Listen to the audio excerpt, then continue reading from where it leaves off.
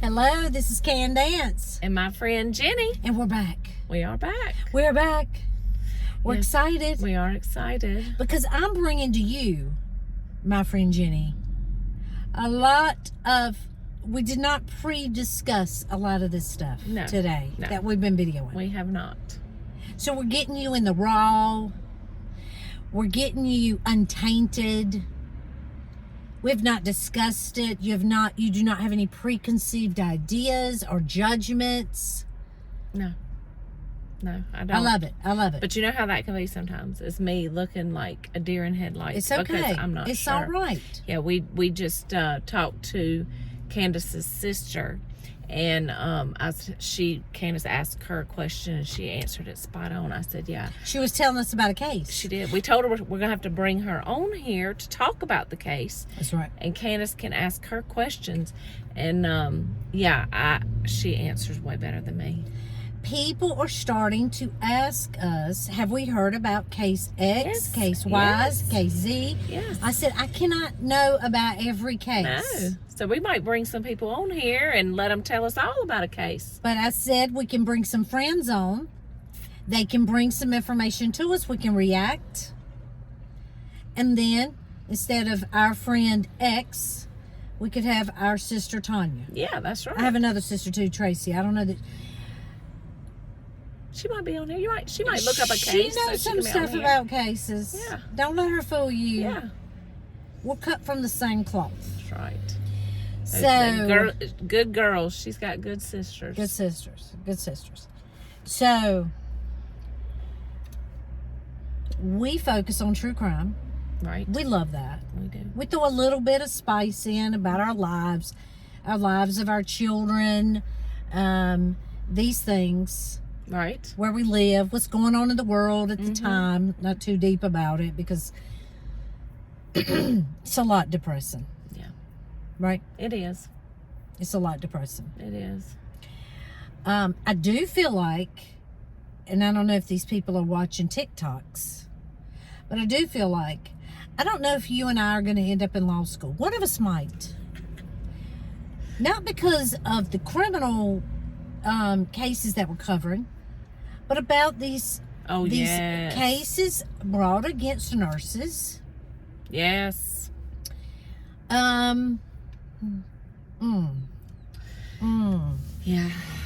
Now, don't get me wrong.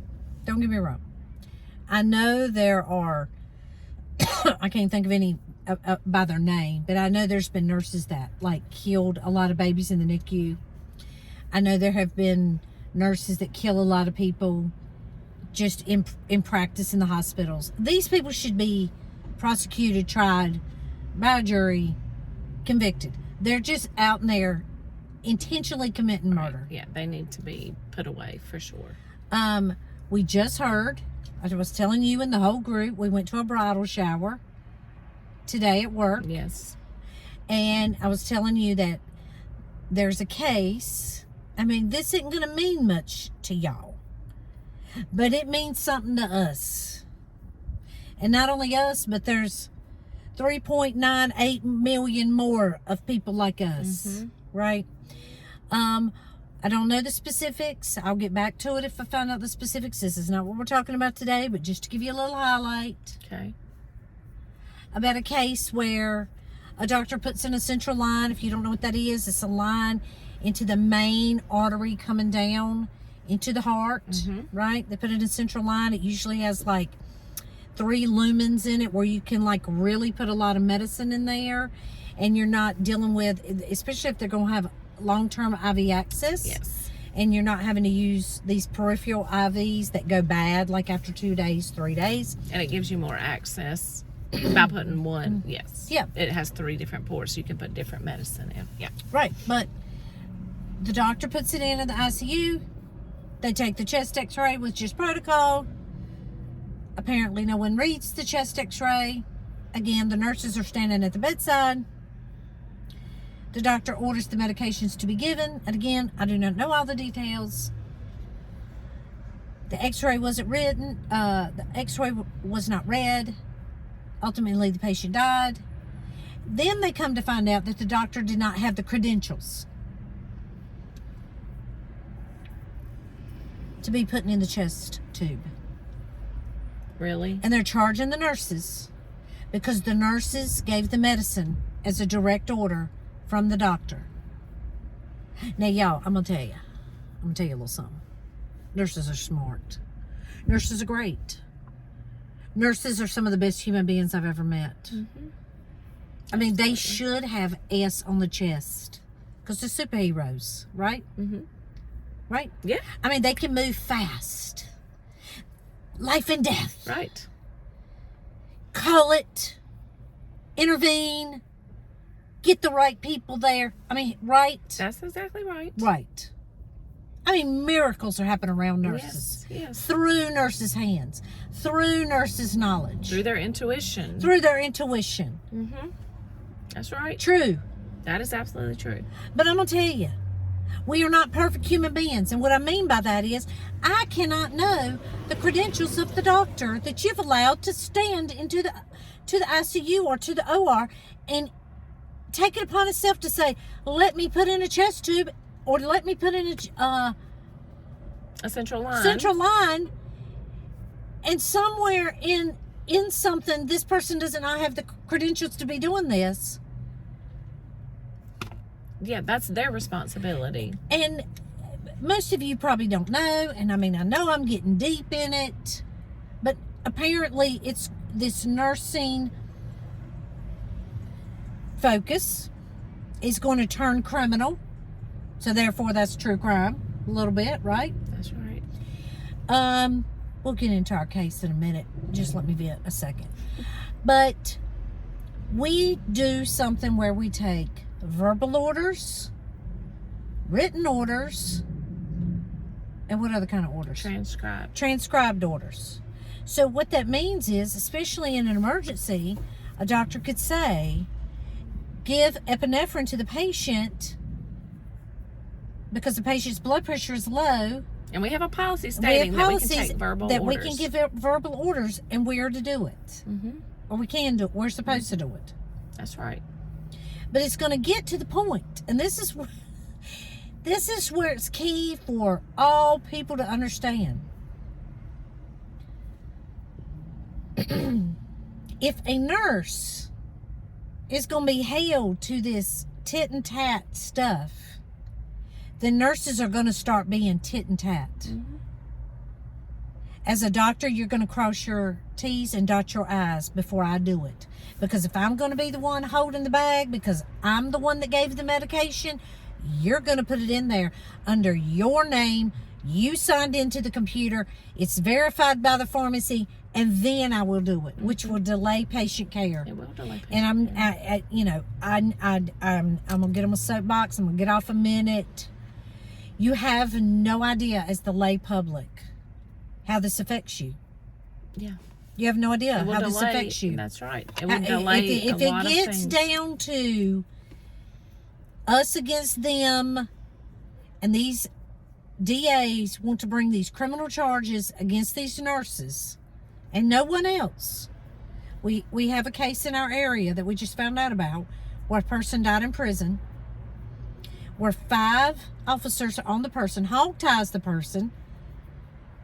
I mean, first of all, what kind of word is that? Hog-tied. I know. Okay, it just sounds horrific, right? Apparently, there's the video of the person saying, I can't breathe. They're on him. 5 people are on him. He's face down. He's hog-tied. But the nurse who tried to help the patient, and then the officers, this is in a prison, tell her to leave the room. See, yeah, because I don't know the whole details of this Tell story her to leave either. the room, and she's the only person that seems to be mindful of the care of the patient. Even though he's in a prison, it doesn't matter. He's a patient in medical need, which a nurse immediately recognizes in the hospital or out of the hospital, right? Whether it's at work, in a prison, on a train, on a plane. I mean, I've been on planes that ask for nurses' help. In the mall, at a restaurant. Am I right? You're right. You're absolutely right. Patients are everywhere. You yourself may be a patient. me myself we may might be a patient. That's right. But they decided to go after the nurse and not indict the officers. To go after the nurse. I mean, what are they saying? Why? We don't know why. That's why I got to look more into it. Yeah, we got to figure it, because I haven't seen much about this. I saw a brief part of the video. You couldn't even see the nurse until like later in the video that I saw, and that's, I don't know. I would like to know more about this case, because that makes no sense to me. If you want to know anything about it, follow nurses on TikTok. Just write nurses on TikTok. They are all over describing it, and we were already in a crisis, correct? That's correct. We were in a crisis before the pandemic. The pandemic sort of exposed it on a high level. This Redonda Vault case has made so many nurses say, it is not worth my freedom to be in these life and death situations with patients. Yeah. Doing the best I can humanly do. Yep. And I'm going to lose my freedom. Yeah. And not to mean there ain't consequences for doing something wrong. There should be consequences for doing something wrong, and there should be, and we recognize we have people's lives in their hands, and Yes. we take that very seriously, and we feel very sorry for any families that are affected by these cases. We absolutely do. But, you really have to look at this case as this, I just don't feel like criminal charges are warranted. I mean, to single out the nurses in these situations is the part where we have... That's right. Where we You have struggle. this hospital in Redonda Vault case not being held responsible. Name it. Vanderbilt. They're not being held responsible at all. This They doctor in covered this it up. ICU place. Yes, that's right. I mean, it's just...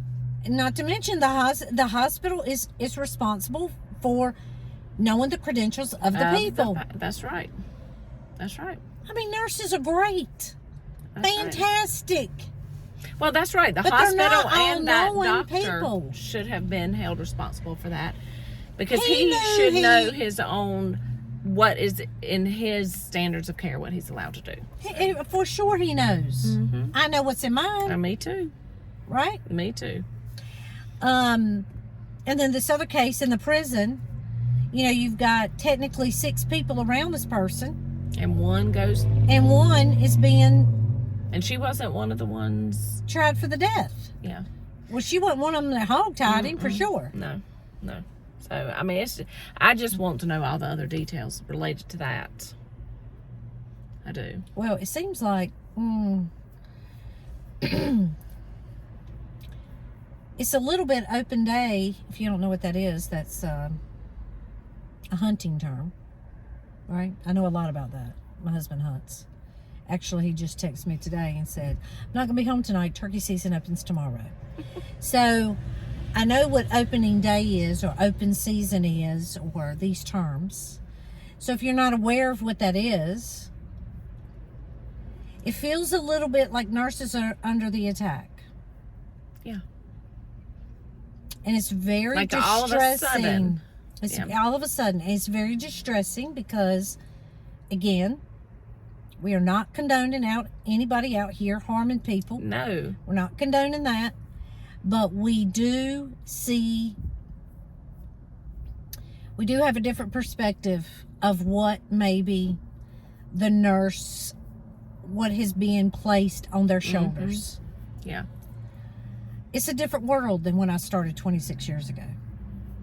Right? Oh, yeah, absolutely. Very different. All right, so we got to get off that soapbox because I could talk about it all day long. I don't want to. When I'm away from work, I don't want to talk about that. Yeah. But I feel like, if we don't start standing up for it, the healthcare system is going to crash. That's true. That's all I can say. That is true. We're set up for failure. Yes. So anyway, on to the case. All right. You don't know nothing about it. Somebody asked us to cover it. It was nationwide news. I don't know how you missed it. Well, but I do. okay, I'm going to say this. When she starts talking about it, I may recall hearing about it. at some Well, point. you have not been placed under oath, so it's okay. Okay. As far as I know. As I far don't as you recall know. this. Okay. I do have to put my glasses on. I am going to read some notes. Okay. Sometimes I go on the fly. This was a lot. I didn't have the actual affidavit printed off because I think it's 55 pages. If that gives you any... Oh, wow. If that gives you any sense of what may have transpired. Okay. And we can always take this stuff, like we said, and measure it against our case that we're currently following, Lori and Chad Daybell. And can we glean anything from it? Can we learn anything from it? Is there something we learned in the Chad and Lori case up to date? Because I'm sure there is a lot more information that we do not know.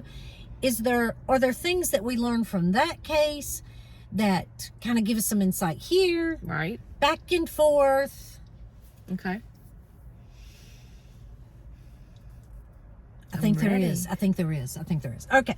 So this is the case of Sherri Papini. Okay. You don't know who this is. The name does This not sound familiar. case took place in Redding, California. Really never heard of it.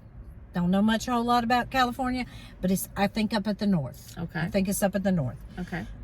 Or more up than San Francisco. So on November 3rd, 2016, that's going to be key. 2016, really remember that.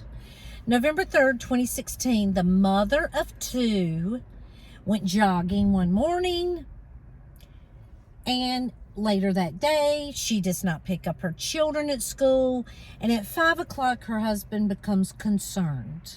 I guess this is out of character for her. He becomes concerned, so he looks for Find My iPhone on my iPhone app. Okay. Very beneficial little thing right there. Can set your mind at ease real quick, especially if you got teenage children, okay? Find My Phone, and he's seen where the phone was located on the side of the... Well, he didn't know if... He knew the location of it. He didn't know if she was there or not. He goes there. He finds the phone. He finds some strands of hair. And it appears that the phone was actually, like, placed there. Not thrown there, not knocked there. That's all I know. You're looking at me like, what does that mean? That's all I know. Okay. Okay? So he reports it to the police. You know, because a lot of times, well, through TV, I don't actually even know. But on TV, you know, they don't even want to, like, consider you a missing person until so many hours. Right? So immediately, they make a GoFundMe page. You know what that is? Yes. Quickly, it gets up to like $100,000. They are searching for her. It is news. It is national news. I remember hearing about it. I don't know where I was. It wasn't that life-altering for me, but I do remember hearing about it. It's 2016. This is way before the disappearance of the disappearance of Tylee and JJ. Right. Okay? And she is described by people who are being interviewed. Tell us about her. Tell us anything you can tell us about her. She's described as a super mom, loving wife, loving mother, just a great all-around person. Okay. Blonde hair, blue eyes, you know, media darling. So we're looking for her. Okay. The mother of two children, small children. So she's missing. Can't find her. Nothing. So after 2 weeks of nothing, her family decides to release some balloons in her honor or memory. Because as we all know, after about 48 hours, the chances of finding somebody alive is low. Not impossible, i.e. Elizabeth Smart, but it's low. Right. True? That's true. True. Now, she went missing November 3rd. Okay. So 3 weeks later, the morning of Thanksgiving of that year, 2016, 100 miles south of her home, she is seen walking on surveillance at a church parking lot. She apparently knocks on the church's door. No one answers. It's like dark outside. A trucker picks her up. Her hair, she had long, beautiful blonde hair. Her hair is chopped off. She has a shackle around her waist, chains on her feet, bruises, and she wasn't big anyway. So just let me say, she had lost a considerable amount of weight. Okay? But she is alive. They are ecstatic. This is 2016. So they take her to the hospital for evaluation. And of course, she says she has been sex trafficked. She is going to be sold to a person for sex trafficking. And this person is a law enforcement person. That's what she tells. She tells her husband. And so because of that, she doesn't want to talk to law enforcement people. She says she was abducted by 2 Hispanic women. The younger one was nice. The older one was mean. They wear masks all the time. And of course, we're learning about this case in 2022. So we're desensitized to seeing somebody with a mask now, correct? Yeah, right, that's right. We're very desensitized to that. So we see someone with a mask, we think, oh, okay. But this is very pre-COVID. Okay. This is abnormal to be wearing a mask all the time. She said she was blindfolded, abused, in a human trafficking ring, but the hospital finds no evidence of a sexual assault. And you know what that is? Mm-hmm. Sane kit, right? But the police take her clothes. Now, they said that she was wearing one set of clothes, but yet when she's found in a different set of clothes, not the same set of clothes. It's not like she wore the same clothes for 3 weeks. Okay? But they take her clothes and they test them, they swab them, and they find an unidentified male's DNA. They have no idea. They're running it in the database. You know how they do? They don't find no match. But they keep it in the database. So, even though she's found, the family keeps the GoFundMe. Now, I don't know what you do about it. I mean, they raised hundreds of thousands of dollars. I'm sure they spent some money with flyers and things like this. I don't know if you I don't know what, I mean, I know the right thing is to give people the money back, but I don't know if you make a statement and say, because some of those are anonymous, so you wouldn't know. I mean, I don't know how you, I don't know. Do you make a statement saying we're going to give it to victims of heinous crimes? Do you say she was found safe, or give it to somebody who, they kept it. Yeah. They kept it. And not only did they keep it, remember it's $100,000 or around there. She is receiving funds from California in a victims fund for victims of violent crime. And she ends up taking 35 payments for them, totaling over $30,000. I kind of see where this might be going. Where do you think it's going, Jenny? Don't look. I don't think it happened. Why do you not think it happened? I think the DNA is probably her husband's. Is it? No. Okay, well, see. But that was a good guess. Okay, well, I think that's a good guess. To get money, they did this. All right, well. But maybe her husband wasn't involved in it. Let's continue on. Okay. Because we know money can be a big motivator for people. Okay. Right? Right. I just told you about a lot of money. We didn't really say anything about insurance. But money can be a big motivator. Chad and Lori. All right. As far as the general public, this case goes silent for almost 6 years. That was 2016, the end of 2016. The case just took, where the public knew about it, a turn in 2022. This year? 5.5 years. 5.5 years. So this year they just started talking about it. 5 years. Okay. Something comes to light. his.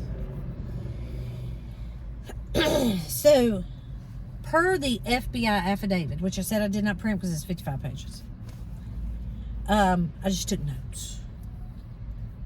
So, in 2003, this was 2016, this happens. In 2003, we learn, per the affidavit, so this is legal stuff that if anybody want to go out there and read it, that she had a history of harming herself, running away. She was 16.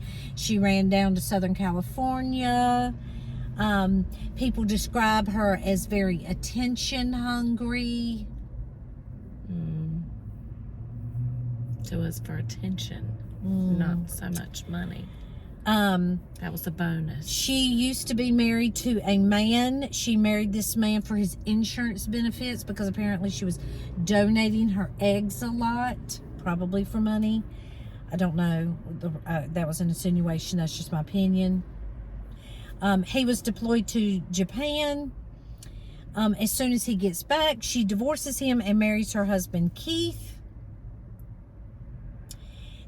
But from 2011 through 2016, she was communicating with a man in Michigan, and they planned to meet the weekend before this November 2nd or 3rd. Was it 2nd? The 3rd. 3rd. November 3rd abduction. But they didn't meet. But they had been texting for years. That's 2001, 2011, 2016. They've been texting flirtatious for a long time. Oh my gosh. So, you know, when they interviewed her, back when the case started, I don't think I went over this. Hold on. When they interviewed her, of course, she, you know, was very reluctant to give the information, but she ends up describing the room. She ended up saying she was kept in this room that had this pole in the closet and cat litter and seashells, and she was chained to this pole, and she could reach the bed, but she couldn't reach the door, and the windows were boarded up, and that she would cook and clean a lot for these women, trying to get on their good sides. Just, you know, she was chained to this table in the living room. She gave some detail. Right? It took them forever to get her to give the full descriptions of these Hispanic women, but so that they could put them on the FBI most wanted list, right? So, in 2020, so every so often they would rerun this DNA through the database. Just in case they caught somebody or whatever, right? So in 2020, they decided to run it in for a familial DNA match, and it hit.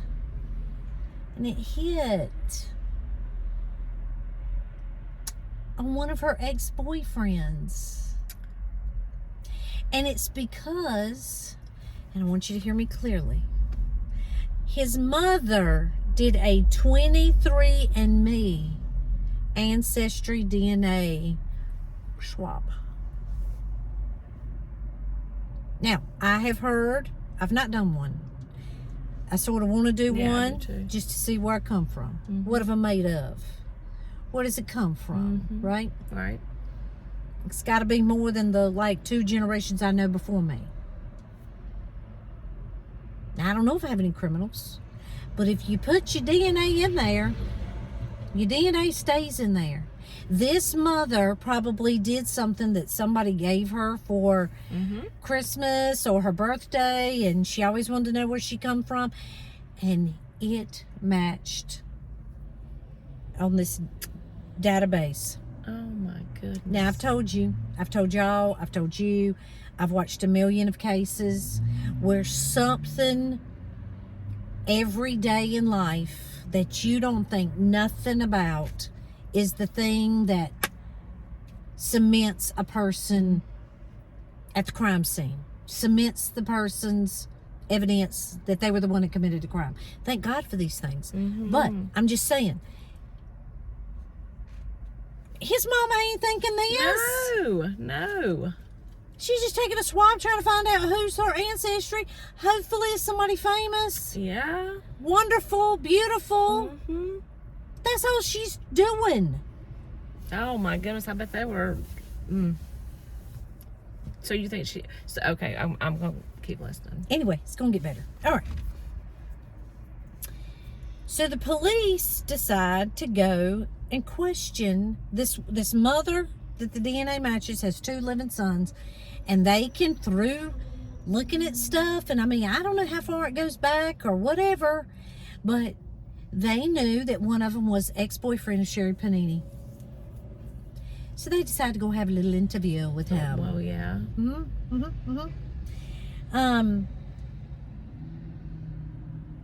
So police, all this time from 2016 to 2020, are continually to come back. They don't necessarily believe Sherri Papini's case, but they have to be respectful of it. Because that's what she said. That's what she said. Human trafficking is involved. Sexual assault is involved, according to Sherri Papini. Right. No evidence to back this up, but according to Sherri Papini. Okay? So when they go and they interview this guy, he tells them that he's from Costa Mesa, which apparently is way down. Way down. She was at his place for 3 weeks. She never left his apartment. When she got there, she chopped off her hair. She harmed herself with bruises, and there was one report that she broke her nose. I don't know how you do that, but I mean, I know he could hit her and do that, but it doesn't really say. But they said that she would say to him, "Shoot a hockey puck at my leg, so it will make a bruise." She told him to go to Hobby Lobby, buy a wood burning kit, and carve a phrase into her arm. Okay. And then throw it away, pay for it by cash. This is what she did. This is what she told him. This is what he's telling him. He told her to buy 2 burner phones, or buy a burner phone. Maybe she already bought her burner phone, because they didn't live nowhere near each other. And they would communicate with these burner phones.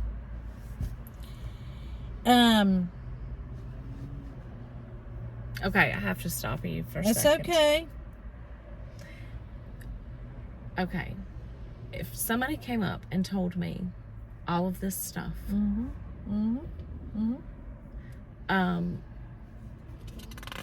then we need to be calling the police. We don't need to be allowing her to do these things or going along with it at all, because she's obviously doing something illegal if she is doing this.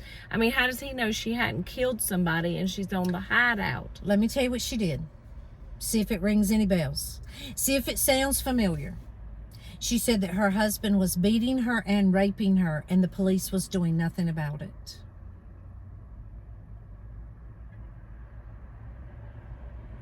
Does it sound familiar? Not exactly. But what it is what I've noticed is a pattern of these people using something so extreme to manipulate people to, how dare you even question me that I am lying to you. And you know what I thought about? I thought about Susan Smith. Remember Susan Smith? So Susan Smith, if you don't know Susan Smith, and I'm sure you do, but she's this mother of these 2 beautiful baby boys, right? Yes. In South Carolina, the state under us, right? She is having an affair with someone at her work. She's married to her husband, the father of her children. Right. But she wants to escape that, I guess. And this person tells her, which, you know, she's not thinking clearly. Because when he tells her, you know, I don't want anybody with children, he's really telling her, I don't want you. That's right. I don't want you, children or no children. But she is emotionally involved and blinded, and so she doesn't see that. Right. So she thinks if my children are in the Plus, picture... she's crazy because of what she she's does. crazy. But she thinks if my children aren't in the picture, he'll want me. That's a lie that she's telling herself. So she takes her children out to a lake in their car seats. It's heartbreaking. Lets them roll into the water. She watches them. They drowned. But she reports to the police that she was hijacked at a light in her town by a black man who took her car and her children were in it. And so there's something that it does to the crime information that just takes it to another level. Yeah, where it's harder to question what they're saying because of what they said happened. Right. It was a lie.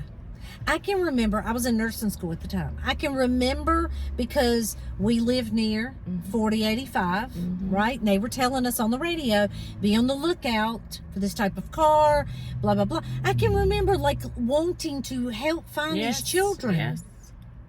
And within I think within 2 days, the police kind of knew because they're doing more of this background stuff than we know.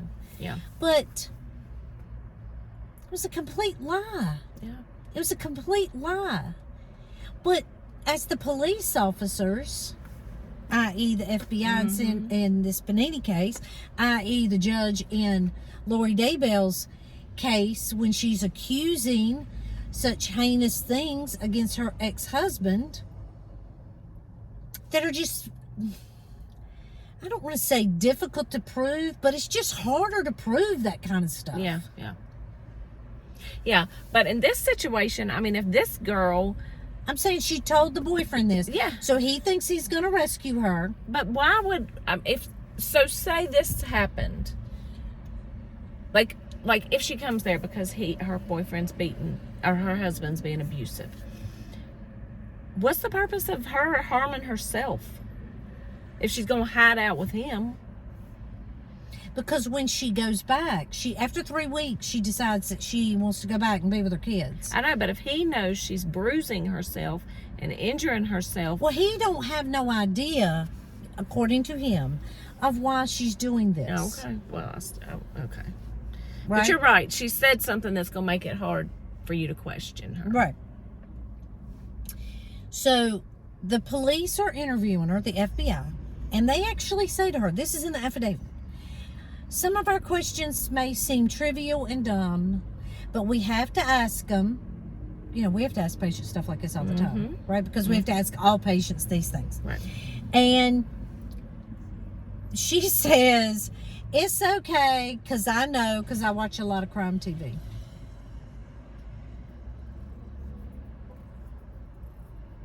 I mean, I don't know if she watched the ones where the people get caught. I mean, most of these, right? Right, that's right. Most of them do. I mean, most of them get caught. And if you watch court TV, I mean, you know, you see a lot more reality on that, right? Right. But anyway, on 2007, the FBI had a question for her about this MySpace. I never had MySpace. Did you have MySpace? I don't think so. I didn't either. But anyway, they said she got into this fight with some Latino girls. And that she wrote out that she was white and proud. She wrote this out. Again, I'm thinking about this Susan Smith thing, right? You know, you're igniting, you're hoping to ignite something in people. Yeah.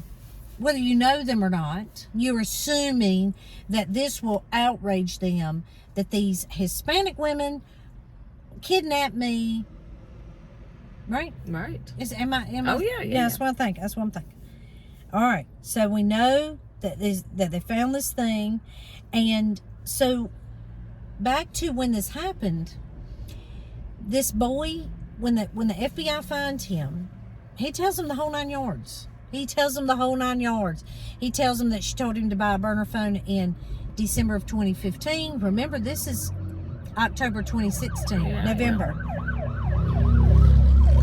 Goodness, it's the police.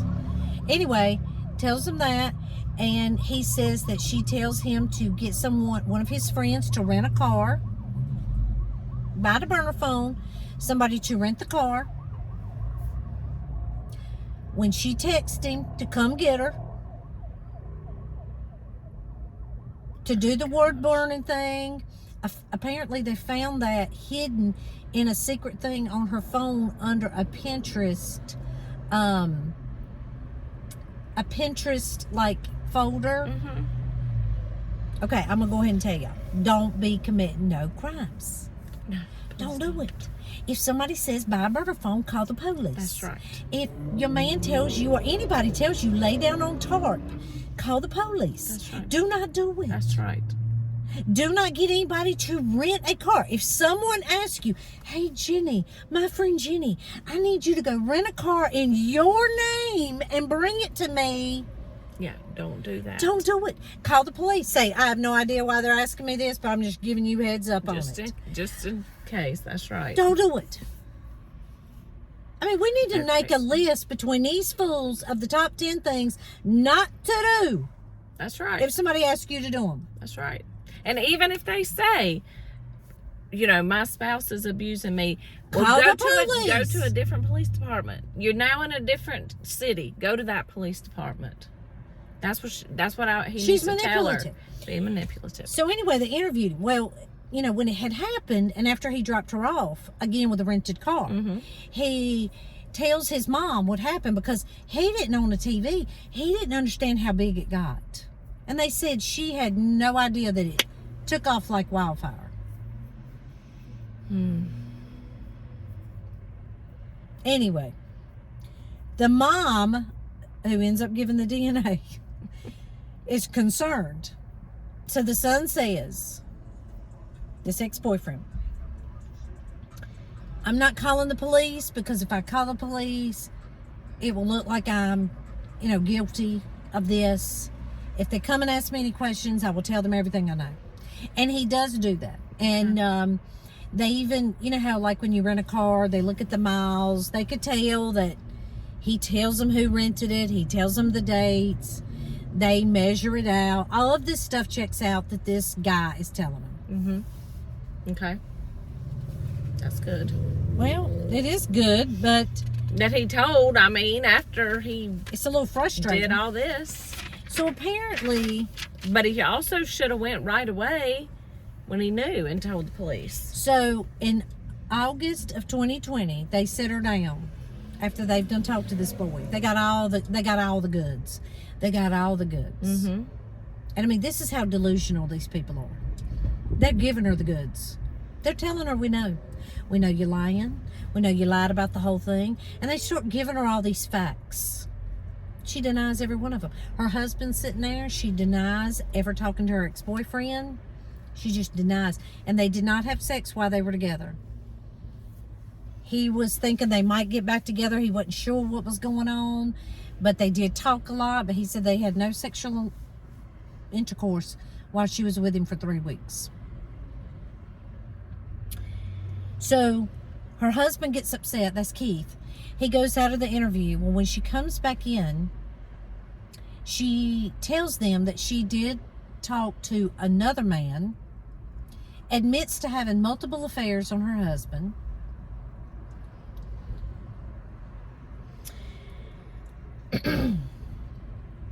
and apparently she still denied talking to this ex-boyfriend, the one that took her, the one that got her, picked her up, but she had not had no contact with him from 2016 till 2020. But the week that they interviewed her, she called him 8 times from different phone numbers, but he didn't pick up. Well, at least fooled me once. So anyway, the FBI start talking to her about this GoFundMe money, and that her husband wrote himself a personal check for $32,000. He wrote Sherri a check for $1,100. Then he paid off his credit card of $8,200.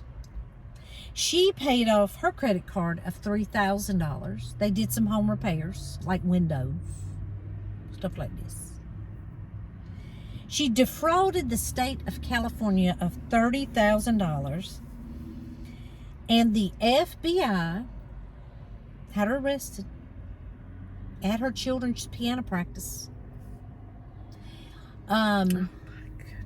For lying to the FBI, which they said that repeatedly from 2020, every time they interviewed her, they said, you know it's a crime to lie to an FBI. You know it's a crime to lie to the FBI.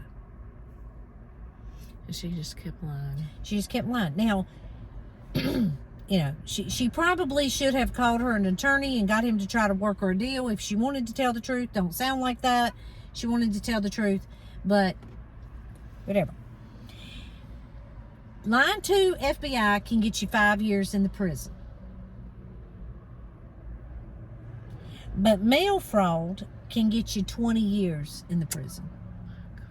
And she sent a check from this California victims fund that they paid her. 35 installments she got. She paid off some PTSD that she did not have from this incident. Other than she might have PTSD from talking to the FBI a lot. Having to, like, actually in front of her husband admit that she not a good wife. That's all I'm going to say about that. They can get you 20 years. So she's facing 25 years. She is currently out on a $120,000 bond. She's due in court back again in April. Oh my goodness. But her family and her sister standing by her side. Standing by her side.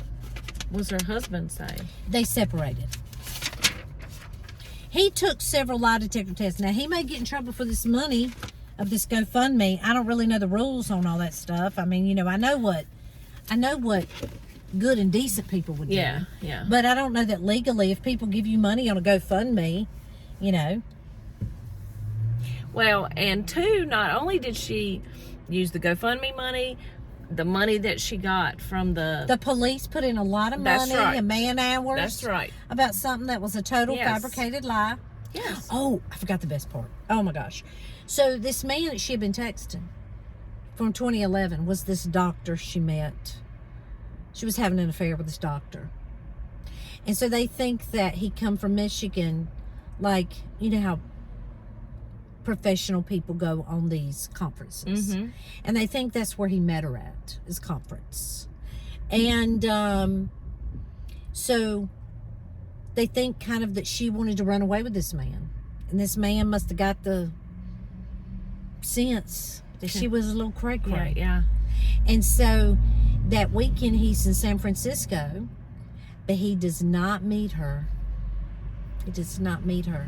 And they think that is what sent her over the edge. She did it for attention, because if they're looking for her, he might realize, I mean, please, he might realize what he was missing, how bad he wanted her, and join the crusade to find her. These women are delusional.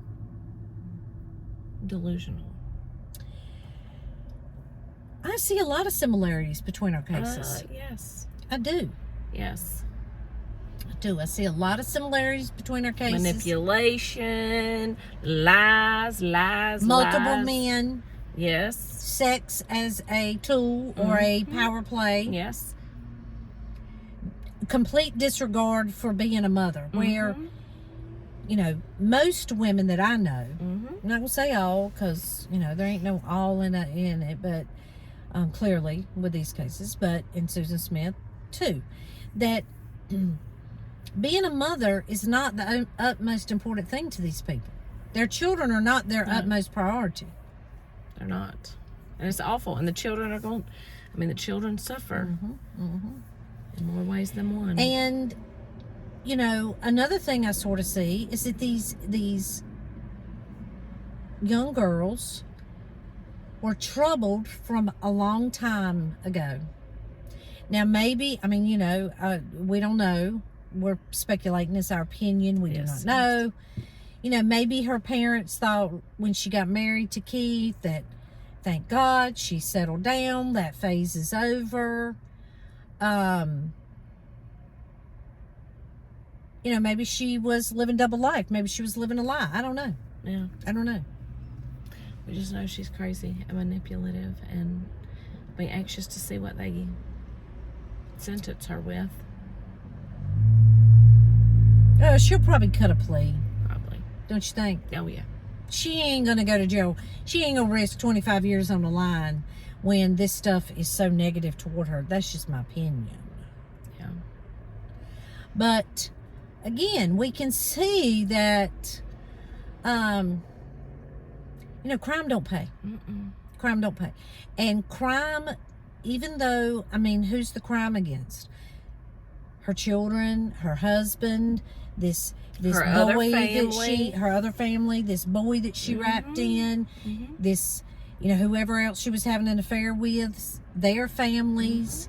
If all of that comes to light, I'm talking about just putting a wrecking ball that really, is permanent damage. Yeah.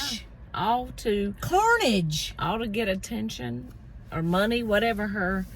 She probably didn't know she'd get a big $100,000 GoFundMe, so it probably was the attention, like you said. That's what they think. Yeah. That's what they think. That's awful.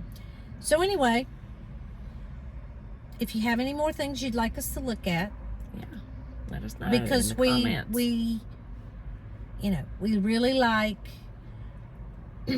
comparing these cases That's with right. the case we're looking at these through the lens of how can we compare it. Now, I will tell you what gives me faith in it is that they only had his burner phone, but they were able to retrieve all this information. They only had one.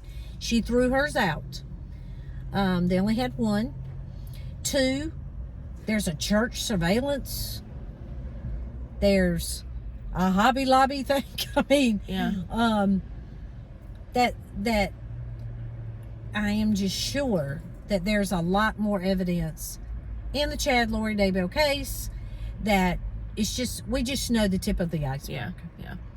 And, but of course it's got to be played right. It's got to be presented correctly. It's got to be the right jurors made relevant. Yeah. You cannot assume that the jury is picking up on what you're putting down. You got to put it down like it's... Paint a good picture, like you said. Paint a beautiful picture. Yep. That's right.